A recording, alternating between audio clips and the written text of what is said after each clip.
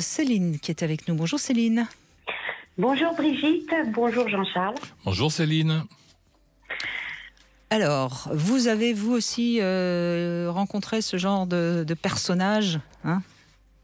3 mariages. Wow. Oh bah dites donc, c'est jamais 203. 3 mariages, 3 pervers?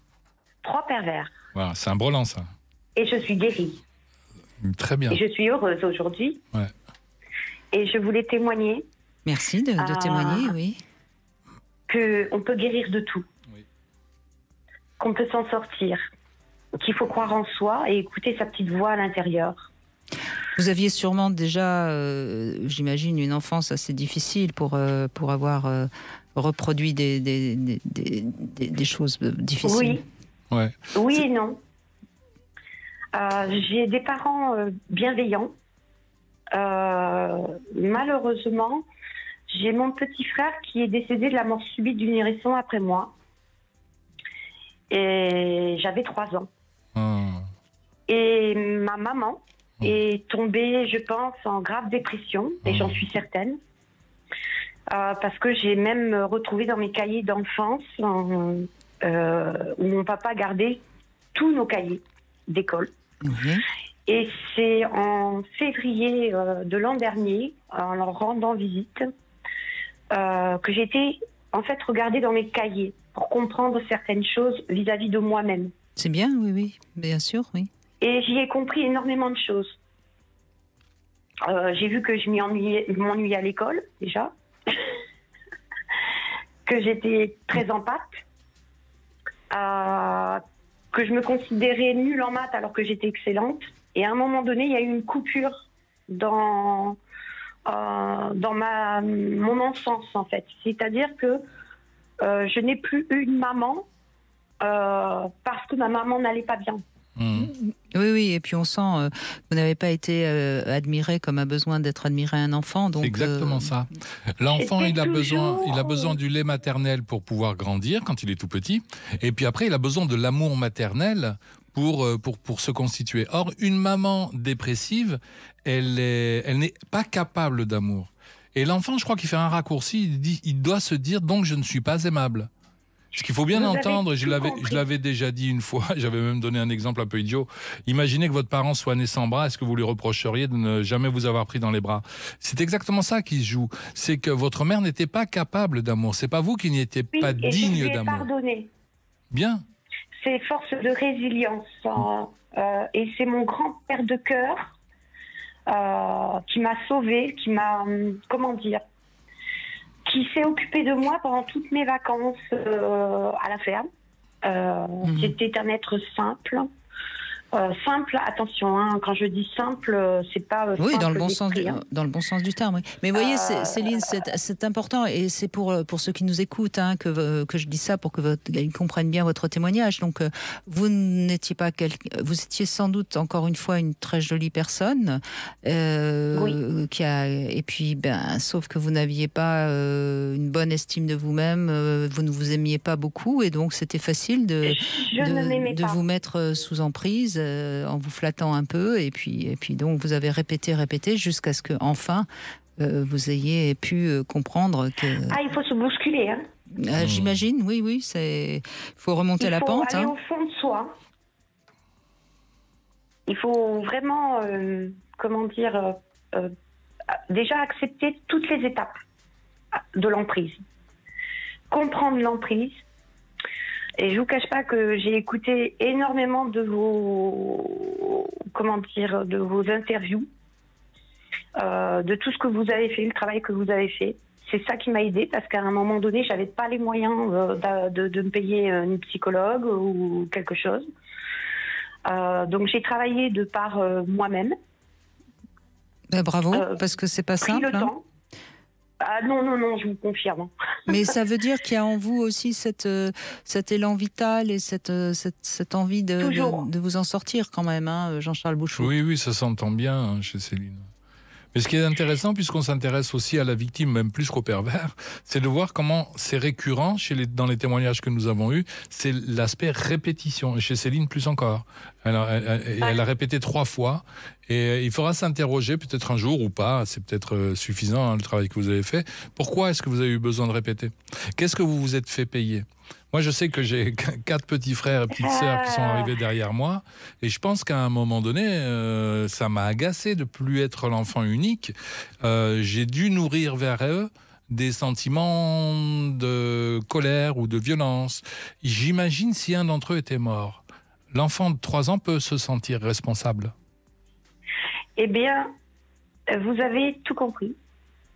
Je me suis sentie responsable parce qu'il me reste un souvenir unique de mon petit frère David. C'est quand ma maman, sur son lit, m'avait autorisé sur le matelas allongé à le changer. Je n'ai que cette image. Il n'y a aucune photo de mon petit frère parce que le photographe a eu un souci avec les films. Et cette image est restée tout le temps en tête en moi. Et petite, j'allais toujours sur la tombe de mon petit frère. Ouais, il était encore vivant quand vous le langez, j'imagine. Oui, mais pas longtemps, puisqu'il est mort 2 mois après. Oui.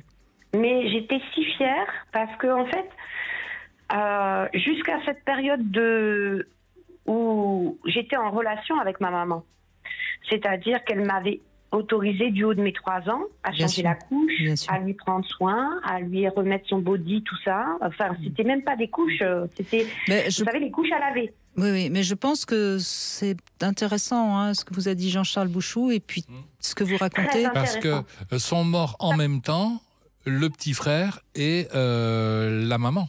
En fait, la maman aimante, la maman présente, quoi. Après ça, elle est dépressive, donc elle est plus vivante en amour.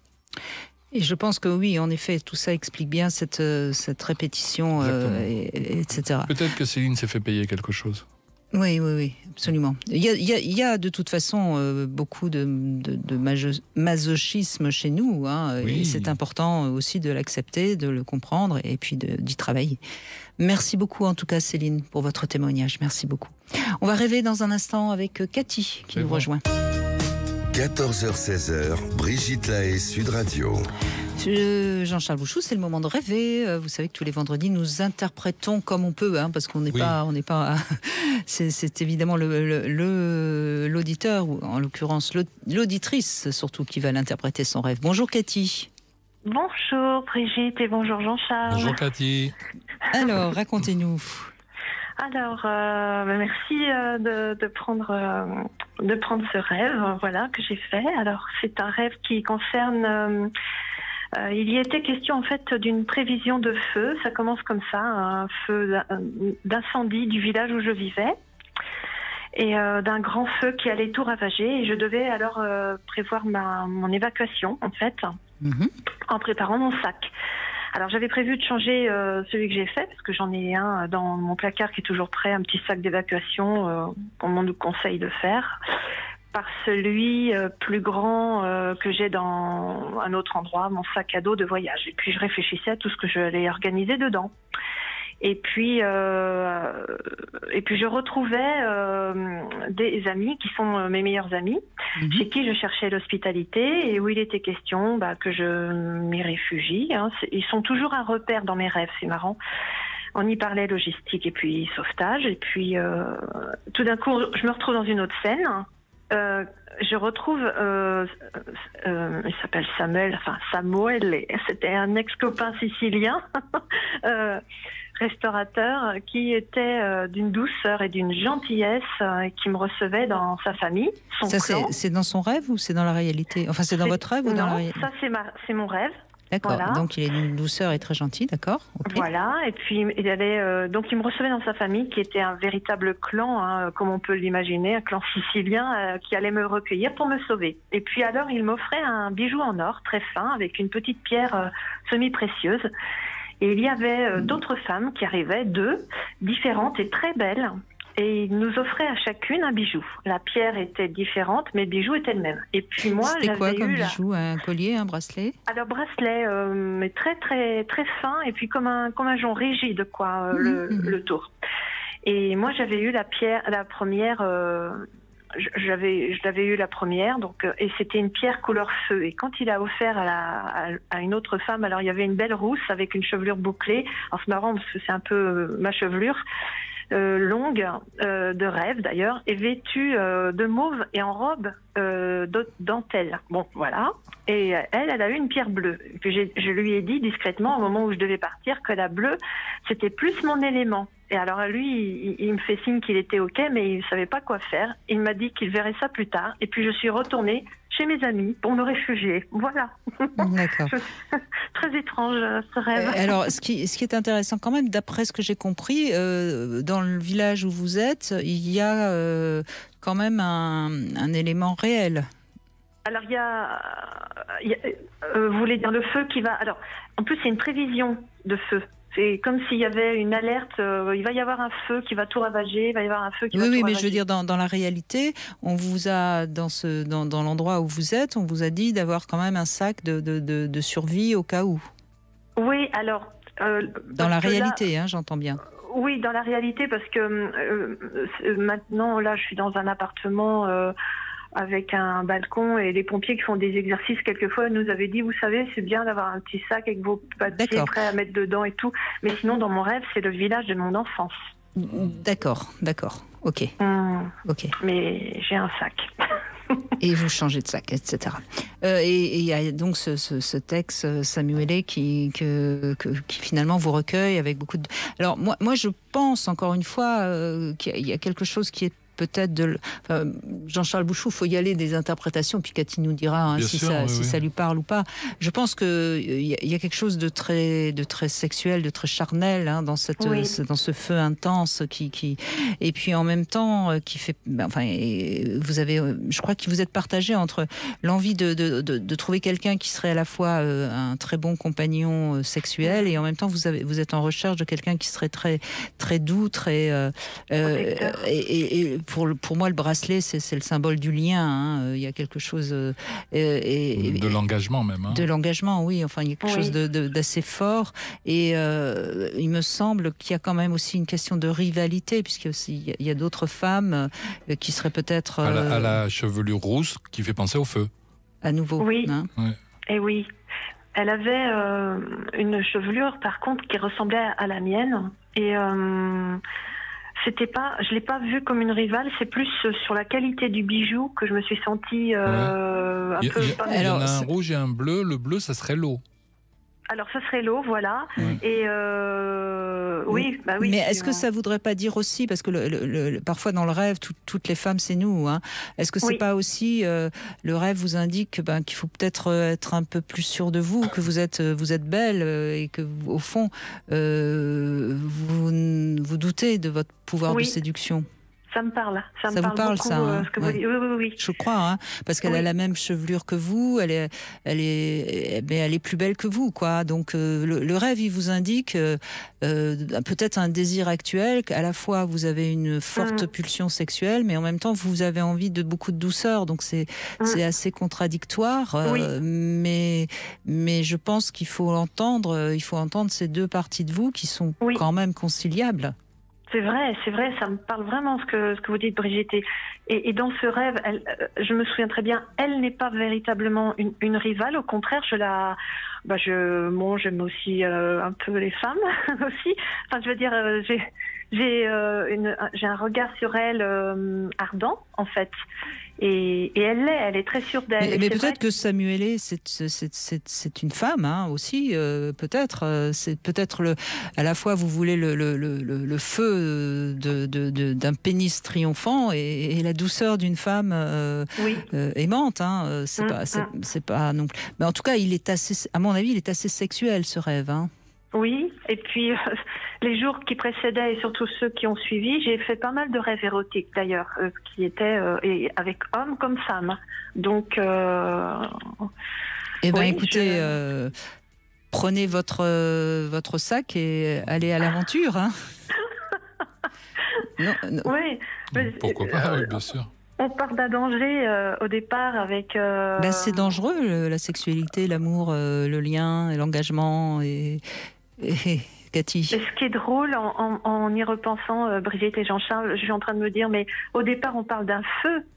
Il y a la chevelure de feu, il y a la pierre de feu. Tiens, c'est drôle. Hein. Mais oui. Et une pierre bleue. Et puis la pierre bleue que moi j'ai, par contre, celle qui refroidit, celle qui est des profondeurs et celle qui est... oui. Et le feu serait plus un symbole masculin, l'eau un symbole féminin. Donc on voit bien encore la bisexualité. Ouais, ou le symbole de la passion et de l'autre côté le symbole de la tranquillité aussi. On peut abriter les deux désirs, hein, c'est pas choquant. Hein. Ah mais oui, c'est super. C'est un rêve, c'est un beau rêve, hein, c'est un rêve qui vous invite. Oui, parce qu'il est plein de belles énergies. Oui, je suis ressortie de ce rêve assez sereine. Oui, j'étais bien parce que l'idée du village au départ, ça ne me mettait pas bien. Je sentais que c'était. Mais il y a quand même quelque chose que votre rêve indique peut-être et dont on n'a pas encore parlé. Ça se passait dans votre village de votre enfance. Ça veut dire que vous avez un tout petit peu perdu peut-être cet élan vital que vous aviez quand vous étiez enfant. Il faut peut-être un peu le retrouver. Oui. Ça vous parle, ça aussi ? Oui. Alors, il y a aussi une autre notion à prendre en compte, c'est que j'ai dû couper les liens avec mon village d'enfance et la famille qui y réside encore. Alors, il y a aussi ça. Moi, c'était là-dessus que j'étais restée au départ, mais ce que vous me dites me va bien aussi. Ouais. Oui, mais il faut retrouver ce qui était positif quand vous étiez enfant. Et bien sûr, il faut laisser le petit sac de votre enfance là-bas et prendre votre grand sac à vous, évidemment. Oh, qu'est-ce que j'aime ces interprétations-là, Brigitte. Bon voyage, Cathy. Oh, merci beaucoup à vous deux. Je vous en prie. Bon week-end. Merci à vous. On fait une petite pause, on se retrouve avec le Love Conseil et on évoquera la communication sur la sexualité, justement. Brigitte Lahaie, Sud Radio.